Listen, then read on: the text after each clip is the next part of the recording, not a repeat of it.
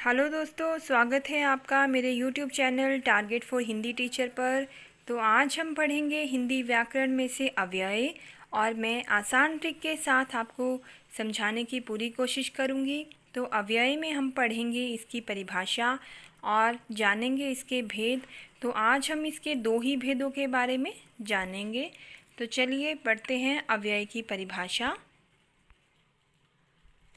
अव्यय क्या होता है? शब्द से ही पता चल रहा है, जैसे अ जमा व्यय, अर्थात जो व्यय ना हो, यानी कि जो खर्च ही ना हो।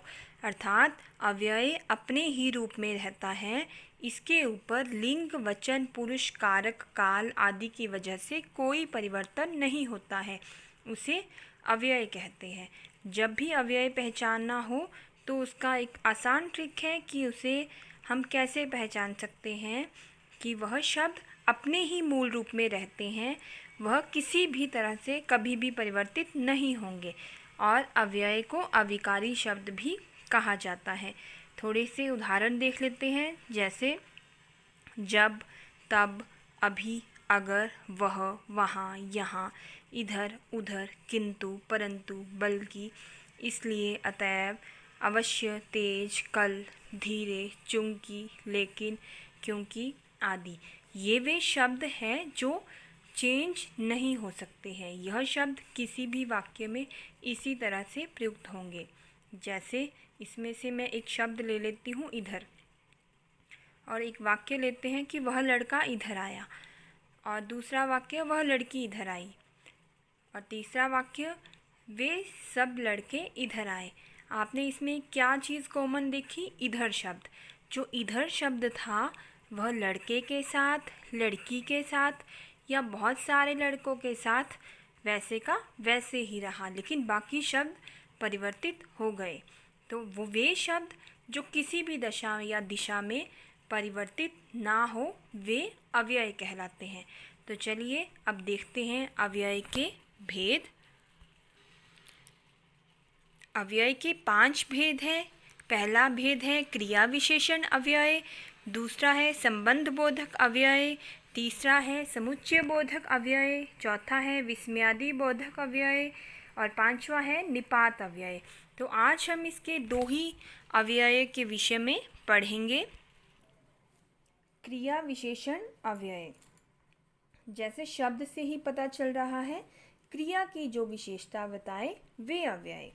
जिन शब्दों से क्रिया की विशेषता का पता चलता है उसे क्रिया विशेषण कहते हैं। जैसे यहाँ, तेज, अब, रात, धीरे धीरे, प्रतिदिन, सुंदर, वहाँ, तक, जल्दी, अभी, ये सारे क्या है? क्रिया विशेषण अव्यय के उदाहरण हैं। जैसे वह यहाँ से चला गया, तो यहाँ से यहाँ शब्द ने क्या बताया हमें? उसकी विशेषता के बारे में। घोड़ा तेज दौड़ता है, तो तेज शब्द क्या है? घोड़े की विशेषता है। अब पढ़ना बंद करो, बच्चे धीरे धीरे चल रहे हैं। धीरे धीरे क्या है? बच्चों के चलने की विशेषता है। वे लोग रात को पहुँचे। सुधा प्रतिदिन पढ़ती है, वह यहाँ आता है। रमेश प्रतिदिन पढ़ता है। ये सारे क्या है? क्रिया विशेषण के उदाहरण हैं। क्रिया विशेषण के भी आगे 4 भेद हैं। पहला भेद है कालवाचक क्रिया विशेषण अव्यय, दूसरा है स्थानवाचक क्रिया विशेषण अव्यय, तीसरा है परिमाणवाचक क्रिया विशेषण अव्यय, और चौथा है रीतिवाचक क्रिया विशेषण अव्यय। तो मैं इसे बहुत ही सरल ट्रिक के माध्यम से आपको बताऊंगी। जैसे इसकी एक ट्रिक है कि किसी लड़की की या लड़के की शादी है, तो हम उस ट्रिक के माध्यम से स्थान क्रिया विशेषण अव्यय को जानने की कोशिश करेंगे। और मैं इसको पहला नंबर देती हूँ कि जैसे किसी लड़की की शादी है, तो सबसे पहले बात क्या आएगी कि कौन सी जगह शादी है, कौन सा स्थान है। तो उस स्थान के लिए कौन कौन से शब्द यूज़ होंगे, वे शब्द हम देखेंगे। अर्थात जिन अव्यय शब्दों से कार्य के व्यापार के होने के स्थान का पता चले उन्हें स्थानवाचक क्रिया विशेषण अव्यय कहते हैं। जब भी आपने क्रिया विशेषण अव्यय को पहचानना हो, उसे याद रखना हो, तो आपने किसी लड़के या लड़की की शादी को याद रखना है कि किसी की शादी है। और तो सबसे पहला क्वेश्चन हमारे दिमाग में आता है कि उसकी शादी कहाँ है। तो हम बोलेंगे अच्छा उसकी शादी यहाँ है, नहीं नहीं उसकी शादी वहाँ है। सब लोग शादी में कहाँ जा रहे हैं, भीतर जा रहे हैं, नहीं नहीं सब कहाँ जा रहे हैं, बाहर।